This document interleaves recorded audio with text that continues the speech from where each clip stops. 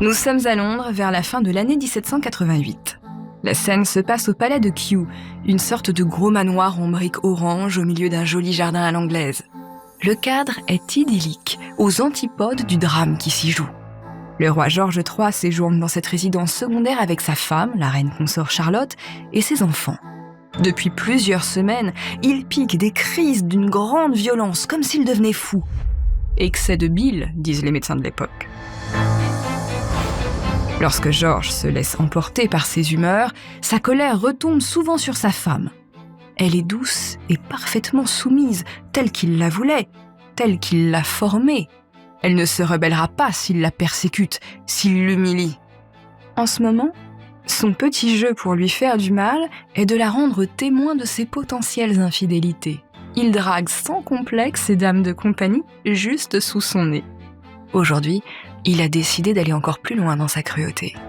Il jure à Charlotte qu'il ne l'a jamais aimée et qu'il est fou de la comtesse de Pembroke, son amante depuis longtemps.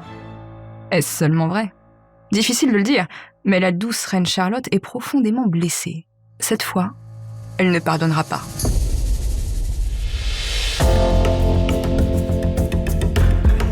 Je suis Virginie Giraud et je vous emmène au cœur de l'histoire, un podcast produit par Europe 1 Studio. La triste vie de la véritable reine Charlotte. En France, personne ne connaîtrait la reine Charlotte si elle n'avait pas été popularisée par la Chronique des Bridgerton, une série Netflix produite par Shonda Rhimes, la productrice de Grey's Anatomy, basée sur une série de romances historiques de Julia Quinn. La série, comme les romans, réinterprète largement la réalité historique pour en faire un divertissement girly. Bon, pourquoi pas ? Mais à cause des livres et de la série, nombreux sont les gens qui ont une idée tout à fait fausse de la reine Charlotte. C'est donc elle que je vais vous présenter, une reine douce et intelligente, prisonnière d'une vie de famille délétère qui va la rendre dépressive et solitaire. Le 22 octobre 1760, George III devient roi d'Angleterre.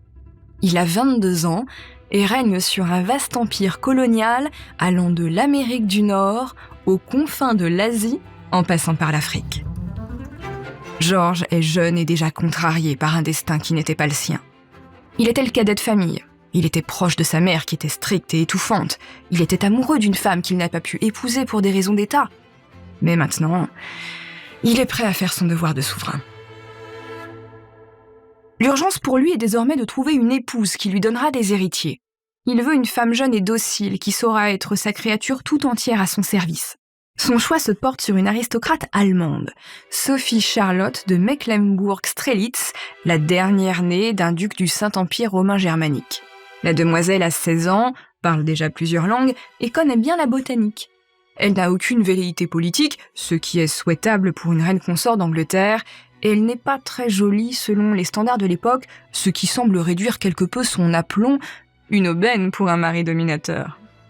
Selon Horace Walpole, un homme politique de cette époque, la fiancée du roi est mince, très pâle, ses cheveux sont foncés, son front petit, ses narines sont un peu trop larges et sa bouche est épaisse.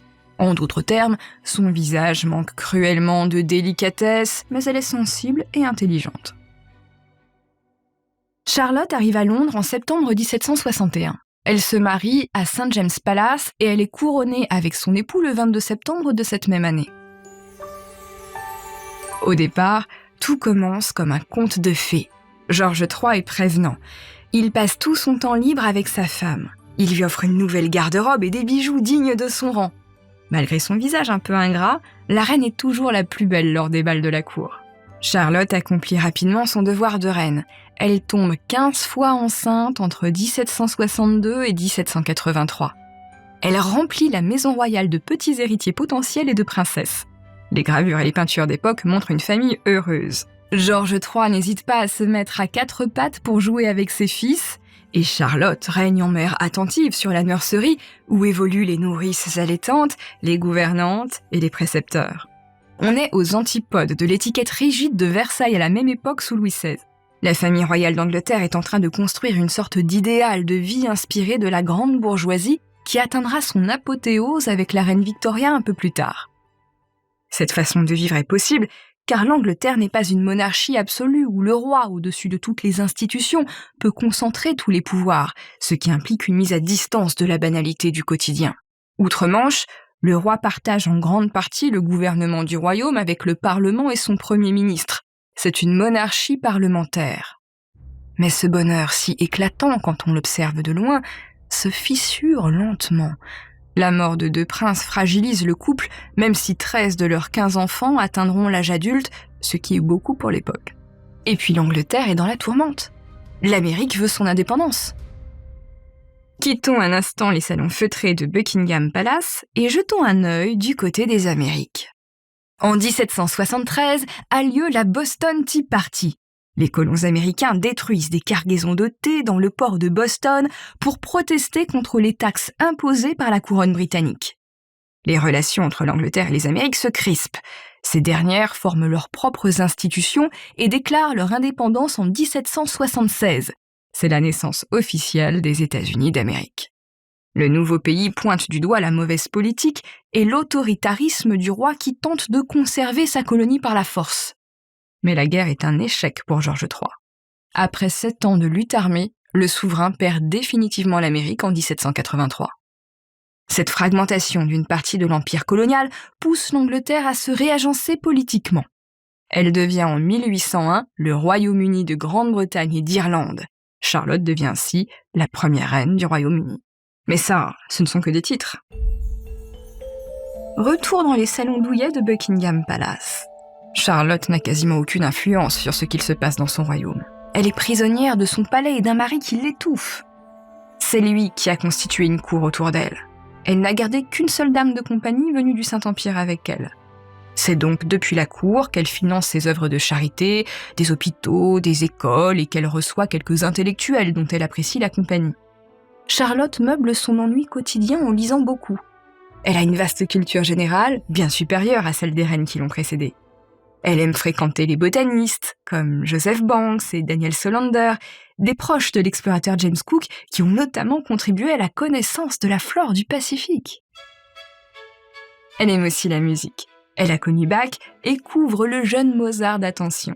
Elle aurait même chanté avec lui à l'occasion d'un concert privé et il lui aurait écrit 6 sonates. Et il n'avait que 8 ans. Mais George III laisse peu de place à sa femme. Il la veut entièrement pour lui, comme l'atteste une lettre du frère du souverain. Charlotte est son jouet, sa chose. Si le roi était resté doux et prévenant, peut-être aurait-elle pu être heureuse. Mais depuis 1788, George III est en proie à des crises de violence. Un soir, lors du dîner familial, il en vient aux mains avec son fils aîné, le prince de Galles. Toute la famille est en pleurs. Le roi poursuit ensuite sa femme dans ses appartements où il la séquestre jusqu'au milieu de la nuit. Le roi devient désormais si violent que ses propres filles refusent désormais de voyager dans une voiture avec lui, le petit huis clos d'un carrosse étant favorable à bien des horreurs que la pudeur de l'époque ne permet pas de détailler. Évidemment, aujourd'hui, des médecins et des historiens se sont penchés sur le cas de George III. Pour certains, il était bipolaire. Cette maladie psychiatrique expliquerait l'alternance de moments de lucidité et de moments d'extrême agitation avec une aggravation dans le temps. Pour d'autres, le roi aurait souffert de porphyrie. C'est une maladie du sang qui induit des troubles digestifs et neurologiques, ce qui semble correspondre au tableau clinique global du roi. Quoi qu'il en soit, à l'époque, on ne sait soigner ni l'une ni l'autre de ces maladies. George III s'enfonce dans la folie et la personne qu'il aime le plus persécutée pendant ces crises est son épouse qu'il ne cesse de violenter et d'humilier. En femme de son temps, en reine responsable, Charlotte essaye de sauver la face aussi longtemps qu'elle le peut. Mais lorsque George lui jure qu'il ne l'a jamais aimée et qu'il a une liaison avec une de ses dames de compagnie, c'en est trop. Charlotte ne parvient plus à pardonner. Elle devient dure, égoïste et méchante. D'ailleurs, le couple se ligue pour le malheur de ses enfants. Une célèbre caricature montre les souverains obligeant leurs filles à boire leur thé sans sucre pour faire des économies. On raconte qu'il les oblige à vivre comme des miséreuses. Mais surtout, le couple empêche ses enfants de se marier et d'accéder au bonheur loin d'eux. Je passe sur les mariages secrets, les grossesses cachées, les princes illégitimes abandonnés. Le discret carnet rose de la famille royale n'est pas passionnant. Bientôt, les crises de George III sont si aiguës que le prince de Galles parvient à s'imposer comme régent, d'abord ponctuellement, puis définitivement en 1811. Charlotte vit cette mise sous tutelle comme une nouvelle humiliation et ses rapports avec ses enfants deviennent de plus en plus agressifs. La reine consort s'enfonce dans la dépression et la solitude. Pourtant, son fils aîné, le régent George IV, parvient à redresser la situation politiquement. En outre, il donne un peu d'espace à ses sœurs qui sont finalement autorisées à se marier à plus de 30 ans, voire à plus de 40 ans pour certaines d'entre elles, ce qui est très rare à l'époque. Charlotte, mise au banc de sa propre famille, est maintenant en charge de l'équipe médicale qui veille sur son mari. Elle en profite pour prendre sa vengeance et se montrer à son tour très agressive avec le moribond, au point de choquer ses médecins. Le 17 novembre 1818, la reine consort est une femme âgée de 74 ans, solitaire et aigrie, quand elle s'installe dans un fauteuil noir dans sa chambre du palais de Kew. Elle y agonise et meurt entourée de 4 de ses enfants, dont le régent. Elle est inhumée à la chapelle Saint-Georges de Windsor, où son époux la rejoindra 2 ans plus tard. Charlotte est morte quelques mois avant la naissance de sa petite fille Victoria, qui redorera le blason de cette famille royale déchirée par la maladie et une atmosphère toxique, comme on dirait aujourd'hui. Finalement, Charlotte n'aura été que la femme de George III. Elle n'a jamais vraiment usé de son potentiel intellectuel, pourtant excellent, et sa gentillesse ne lui a servi qu'à devenir le bouc émissaire de son mari. Mais dans les années 1940, un rebondissement posthume donne une nouvelle tournure à son histoire. Joel Augustus Rogers est un journaliste et militant noir américain qui a vécu entre 1880 et 1966. Dans le volume 1 de son livre intitulé « Sexe et race », il prétend que la reine Charlotte était une métisse. Je ne vous cache pas que son argumentation est un peu légère. Il s'appuie sur le portrait du peintre Alan Ramsay, qui n'a pas flatté son modèle, en montrant bien qu'elle avait un gros nez et une grosse bouche. Ce qu'on sait par les sources textuelles, et notamment grâce à Horace Walpole dont je vous ai parlé tout à l'heure. En fait, Rogers est un pionnier des African Studies, et il veut voir des Noirs et des Métis dans l'histoire d'Europe là où il n'y en a pas. L'objectif est de donner des figures positives aux Noirs en Occident auxquelles ils pourraient s'identifier. Cette volonté est certes louable, mais elle ne justifie pas la falsification de l'histoire, surtout quand il existe de grands personnages noirs ou métis, comme Toussaint Louverture, ou le père d'Alexandre Dumas, qui était le premier général noir de l'armée révolutionnaire française. Ou du côté des femmes, on peut citer par exemple Phyllis Whitley au XVIIIe siècle, une esclave affranchie devenue la première femme de lettres noires en Amérique. Bref, le choix des modèles est vaste, mais il ne va pas jusque dans les familles royales européennes, c'est un fait. Plus tard, d'autres arguments tout aussi oiseux ont été proposés. Charlotte aurait eu une lointaine aïeule noire au XIIIe siècle. Sa vieille parente, nommée Madragana, une amante d'Alphonse III de Portugal, qui a vécu 500 ans avant elle, aurait été une femme maure, c'est-à-dire une femme musulmane originaire d'Afrique du Nord, et donc pas noire non plus. Il faut garder à l'esprit que la série Bridgerton, diffusée sur Netflix, se passe dans une réalité alternative aux couleurs pastel et dans une société où tout est démesuré et qui aurait été égalitaire et métissé entre les Noirs et les Blancs dès le XVIIIe siècle. Malheureusement, tout cela est faux. C'est de la fiction. D'ailleurs, ni la productrice ni l'auteur ne considèrent faire un documentaire. Elles sont donc libres de leur casting. Pour accéder à la vraie reine Charlotte, il vaut donc mieux privilégier les livres d'histoire, même si la réalité est un peu moins glamour que la fiction. Au cœur de l'histoire est un podcast produit par Europe 1 Studio. À la production, Caroline Garnier. À la réalisation, Nicolas Gaspard. À la direction artistique, Julien Tarot. À la composition des musiques originales, Julien Tarot et Sébastien Guidis. À la communication et à la diffusion, Nathan Laporte et Marie Corpet. Et moi, la plume et la voix d'Au cœur de l'histoire, je vous retrouve tous les jours en podcast sur votre appli favorite et tous les week-ends sur Europe 1 à 15h. À très vite.